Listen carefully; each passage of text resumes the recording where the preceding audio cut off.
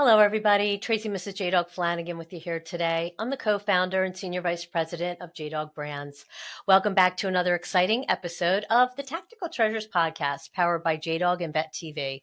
Our podcast gives veterans, male spouses, active military members, and military family members a voice in the veteran space to speak about their service, how they're affecting their communities post-service, and they share with me a tactical treasure that has helped them in their journey in their military career, business, or life. Today, I have the pleasure of speaking with Daniel and Tiffani Matherly. Daniel is an Army veteran who served from 1999 to 2003 in the 2nd Battalion, 187th Infantry Regiment with the 101st Airborne in Fort Campbell, Kentucky. Post-service, Daniel completed his associate degree in applied science, majoring in motorsports technologies from Patrick Henry Community College in Martinsville, Virginia, and spent 4 years teaching motorsports technologies there. In 2017, Daniel became an active member of the Cool Branch Volunteer Fire Department, achieving multiple firefighting certifications as well as his emergency medical technician certification. Daniel is currently the chief and has held the positions of lieutenant, captain, and various executive roles. Daniel is also the director of Struggle Well for Virginia and an alumnus of the Warrior Path program, which is one of the programs offered by the Boulder Crest Institute. With all Daniel's military and first responder experiences, he believes great value can be derived through these efforts and wants to be at the forefront of helping first responders like himself overcome the struggles they encounter every day in their careers.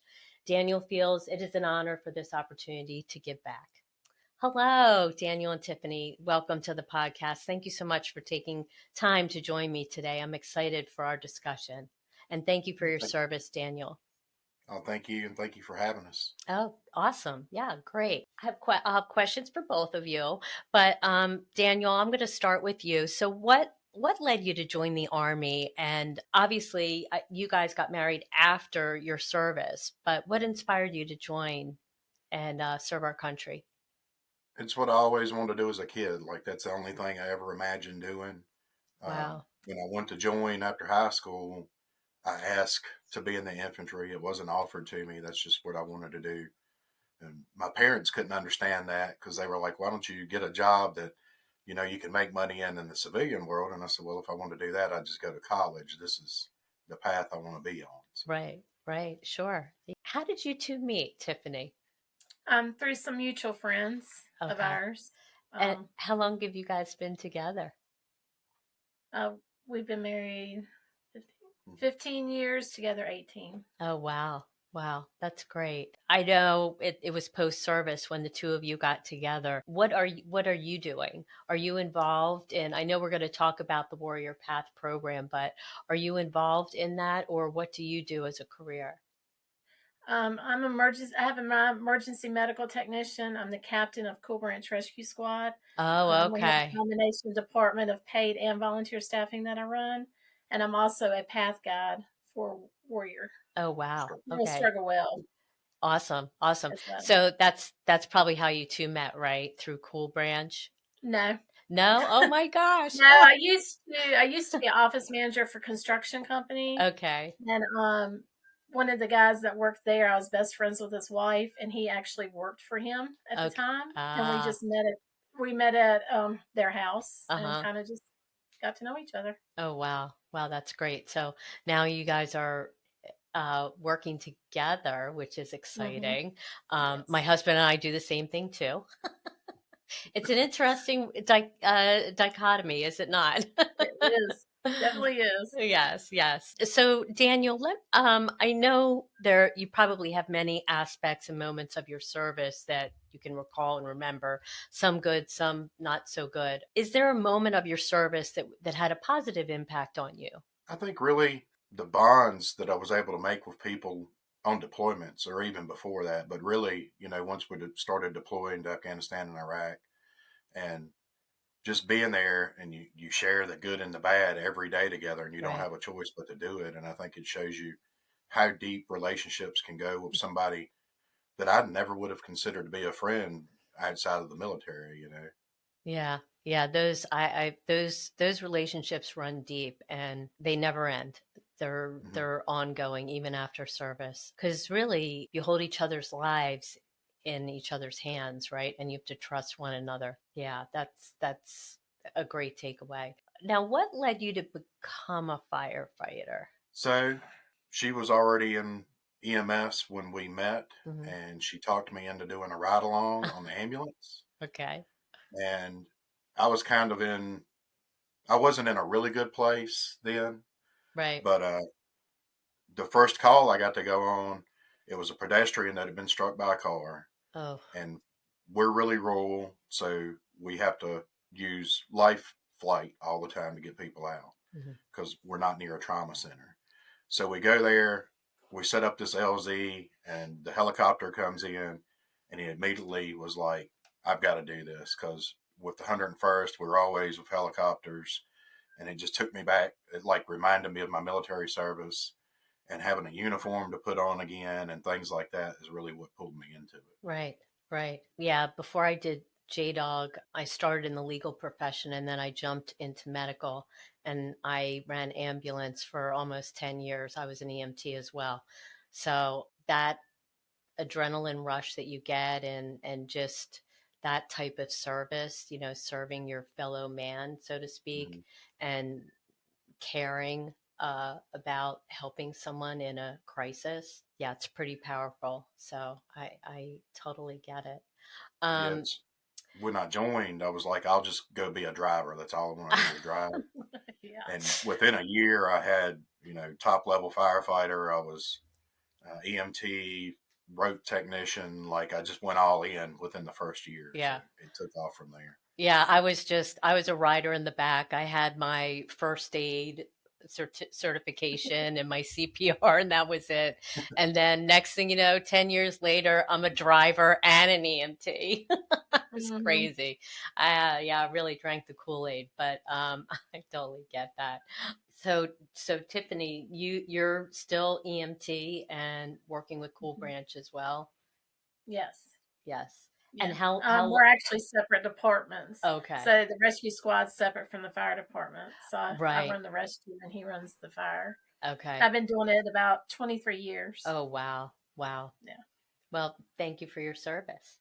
We Thank you. appreciate yeah, appreciate those first responders. You guys were first on the scene of some of the most horrific, scariest stuff, right? Yeah. I've been there, yeah. Boulder Crest Institute. So, what led you there? How did you find them?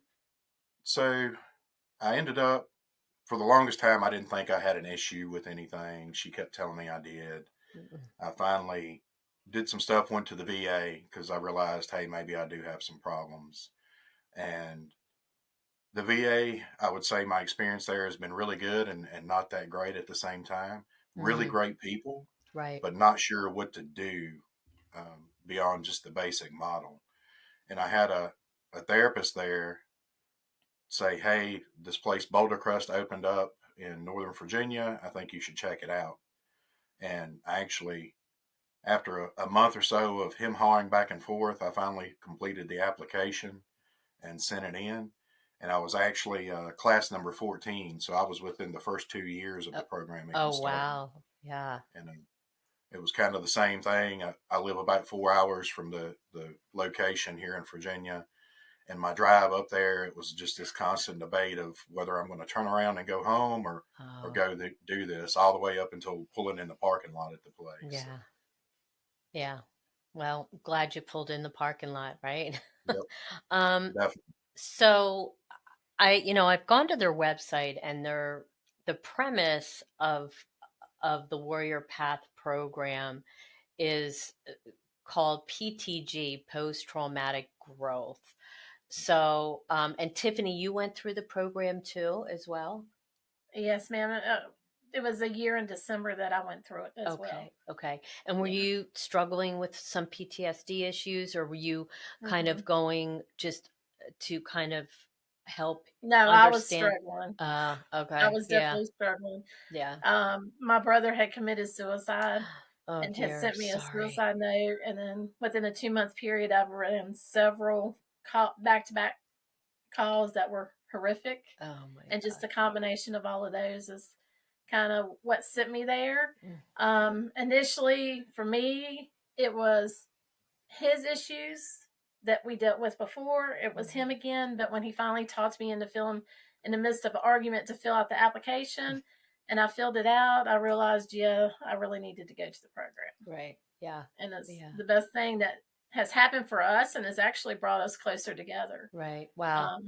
Talk Going to through me it. about the philosophy of PTG and the Warrior Path program. So really, again, I work for Boulder, Crest now. We like to say we're the home of post-traumatic growth, right? That's what we're based on. Right. This idea that good things can happen after really bad things. And we need to know about it, right? Because I teach these classes now, Struggle Well, and you go in a room of 25 people and you ask who's heard of PTSD. Well, all 25 of them raise their hand, right? Sure. Because everybody's heard of that. Mm-hmm. But you ask them if they've heard of post-traumatic growth, they look at you like a deer in headlights, like it's not talked about. And it's really, it's kind of like the news. We like to focus on that negative aspect, and just that getting the idea of post-traumatic growth out there, that these things make you who you are. They make you a stronger person, and you can come back better for it, not just come back to what you were, to your old life. You can be better. And I think that was a powerful thing for me to experience, because when I got a diagnosis of PTSD, I thought I was broke for the rest of my life. Sure. Yeah. I thought that was the end of it. I'm like, I'm stuck with this. And then to go there and be confronted with this thing that says, hey, you can be better because of this, was just mind blowing. It changed my life. Right. It's really, have you ever read The Power of Myth by John C. Campbell? No. He talks about the hero's journey. Have you Mm. heard of that concept? Yeah. It's every Disney movie that's ever made follows what's the hero's journey. Right. And it's that concept that, an everyday person goes through struggles and gets to the bottom. They think nothing else can go right, but then they're able to build themselves back up and come back and do better for whoever they're there for. So. Right. Right. And I've heard that said before. I just did a recent podcast with Ben Jalove, and he's part of Brave Hearts Riding, and Mm-hmm. he works with horses. And I mean, he struggled with PTSD and suicidal ideology as well. And he said that, all of his struggles, all of his PTSD, everything he went through has made him who he is today. Yeah. And that is stronger, having come through what he came through. And so you're not the first person to say that. And I believe that everything that you go through in life, there's always a lesson, and to be learned, and it does make you stronger, I think, and make you Yep. who you are. But it's hard to see that when you're in that Yes. darkness or in that forest. It's hard to see Yep. that, am I going to get through this? Is this going to not be a part of my life the way it is now? It's hard to see that. Hello, viewers and listeners. I would like to introduce you to the JDog Foundation, which is a 501c3 nonprofit dedicated to the prevention of veteran suicide and the healing of veterans' mental health. 100% of all proceeds received by the JDog Foundation goes directly to several foundations focused on the mission of saving veterans' lives. Each partner is hand-selected by our executive director, Jerry Flanagan, with input from the assistant director, Tracy Flanagan, and the JDog Foundation board members. Our foundation's motto: saving lives, one veteran at a time. Go to jdogfoundation.org to take a look at everything that we're doing there and the organizations that we're partnered with. You can also donate, and there's also a support line if you're in need of help. Thanks. Check us out. jdogfoundation.org. Yeah, I think there's a really good quote, and I can't remember who said it, but it says, life is like a piano. The white keys are good times, the black keys are bad, but it takes both to make beautiful music. And that's like the whole premise of post-traumatic growth, right? Yeah, I love it. It makes you who you are. That's perfect. Wow, what an awesome analogy. So what exactly is the program, Tiffany? How long is it? Do you go to a certain chapter, or is it one place you go to? How does all that work? The They have logistics of it. several different places set up. It's a week-long program that I went through, and he can talk about the new one that they've added for first responders. At the time when I went through, they didn't have it for first responders. Only like 10% of what went could go would be first responders. Mm-hmm. And I actually went to Gratitude America in Florida is the one that I went through, and we Okay. have what Red Barn. Big Red Barn in South Carolina. So we've got 12 different locations throughout Oh, the wow. country. Okay. Boulder Crest owns two of them. There's one in Loudoun County, Virginia, and one in Sonora, Arizona that we own. And then we've got two mobile training teams that travel all over the United States. We've partnered with other nonprofits to run the same program. So Gratitude America, Big Red Barn, Travis Mills Foundation, that's just some of them we work with. So if someone applies for it, they could go to any of these places, but there's no expense. Like every travel's covered, everything's covered, and you're there Wow. for 7 days. Okay.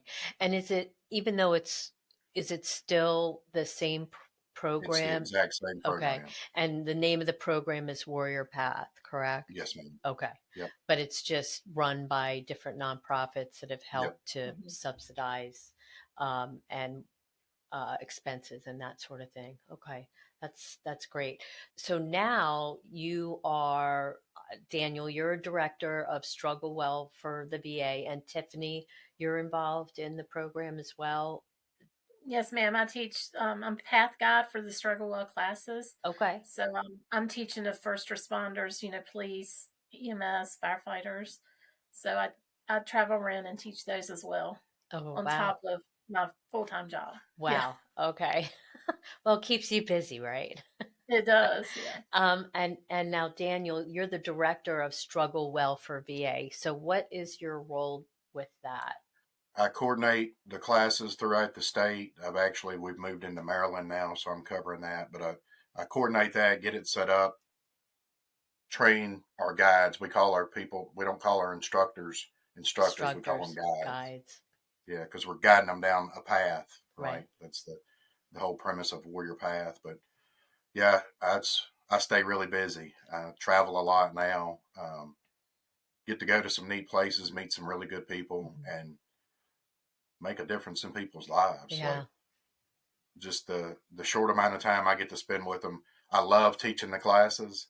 I don't get to do it as much now, Mm, trying to because it's grown so much. sure. But just seeing the change you can make in somebody in 2 days, the realization that just like we were talking about, this stuff has made me who I am, and it can make me better if I let Right. it. Right. That's awesome. Amazing work you guys are doing. Um, but I would love to ask both of you, and Daniel, I'm going to start with you. What's your tactical treasure? What do you have to share with us today?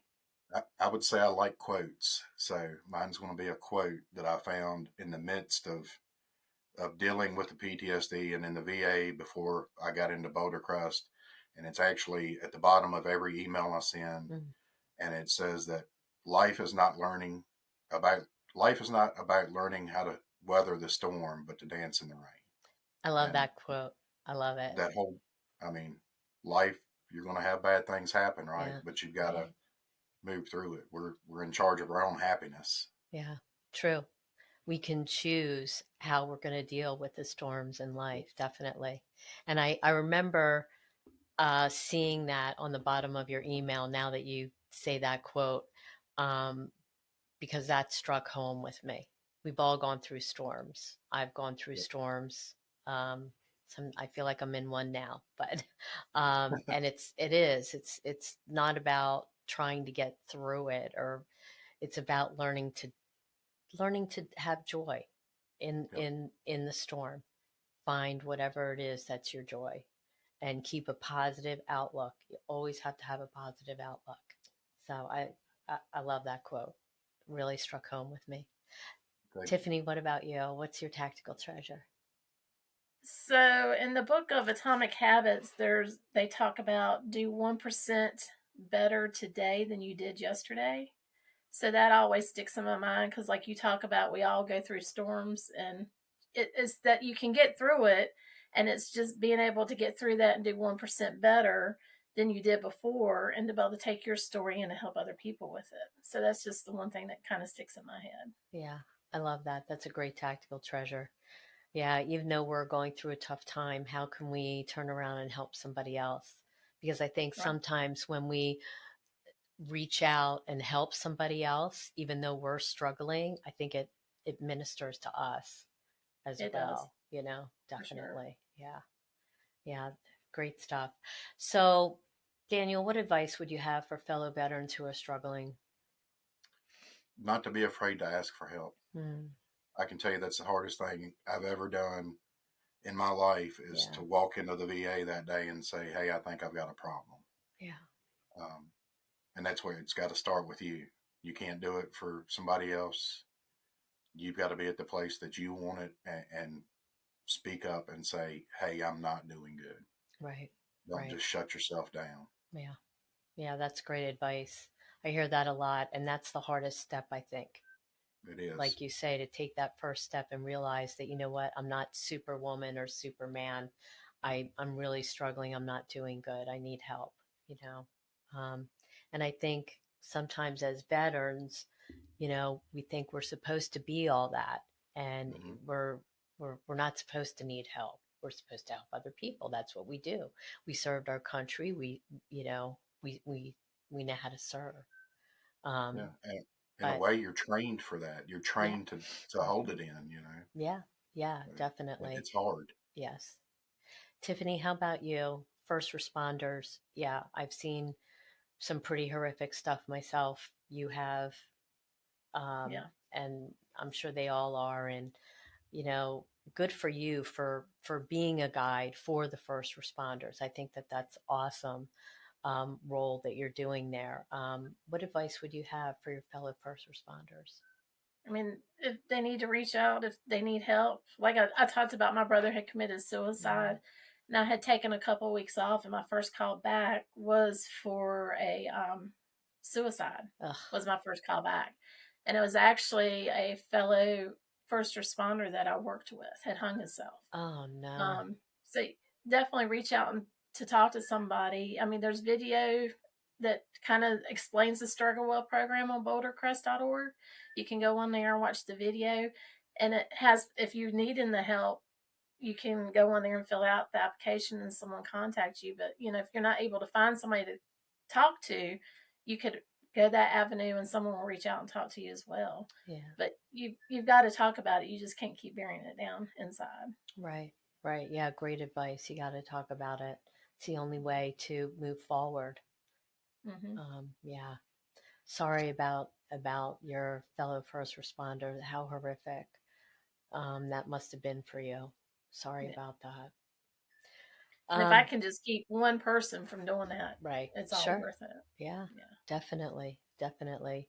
So you guys are doing really great work. So if you could tell us where people can go to connect with, you know, how to reach out to Boulder Crest Institute and get that call back, that would be great. And if people want to find and connect with you and personally, is that okay? And how would they go about doing that? So if they want to look at the Boulder Crest programs, they can just go to bouldercrest.com and it lists out. We've kind of got three lines of effort now. We've got the Warrior Path program that's for veterans. We've got the Struggle Well program that I direct, that we actually come to first responders and run for 2 or 5 days. We come to their departments.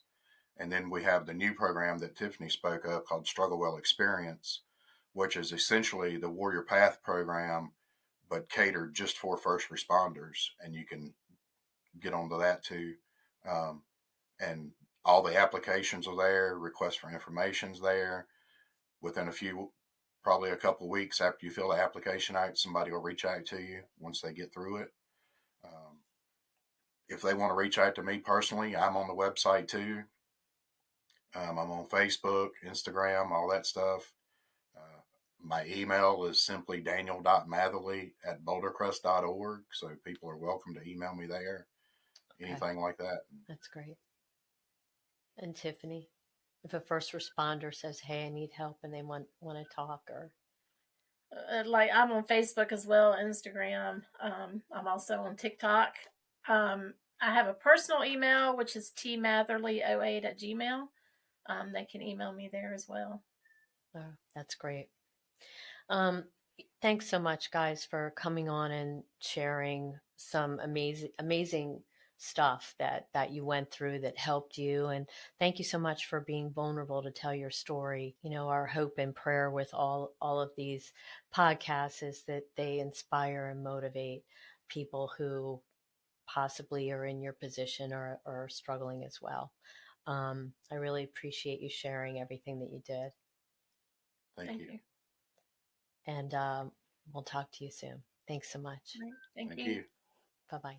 Hello, viewers and listeners. Thank you so much for joining us for this Tactical Treasures podcast. We just finished up an amazing conversation with Daniel and Tiffani Matherly. Daniel is an Army veteran who served from 1999 to 2003, and his wife, Tiffani, is an EMT first responder serving for 23 years. Both are working in the Boulder Crest Institute, which is the world leader in advancing the science of post-traumatic growth, or PTG, and uses their research and data to support the development and enhancement of transformative post-traumatic growth training programs. These PTG training programs teach participants how to make peace with their past, live in the present, and begin planning for their future. The Warrior Path is the first training program for military combat veterans to experience lifelong post-traumatic growth with the goal of creating sustained transformation. This is not a catch and release program, but rather a 90-day non-pharmacological peer-delivered training program that begins with a 7-day intensive and immersive initiation. It is then followed by 3 months of dedicated support, training, accountability, and connection from a team of trained military combat veterans. They also offer programs for first responders as well. To learn more about the Warrior Path program and other programs that the Institute offers, go to bouldercrest.org. Again, thank you for joining us for this episode of Tactical Treasures Podcast. And don't forget, you can find us on all your favorite podcast streaming platforms, as well as Vet TV.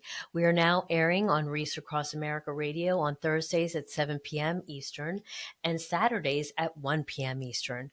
You can also find Reese Across America Radio on the iHeartRadio app, the Odyssey app, and the TuneIn app. Thanks for joining us, and we'll see you again on another podcast. Bye-bye now.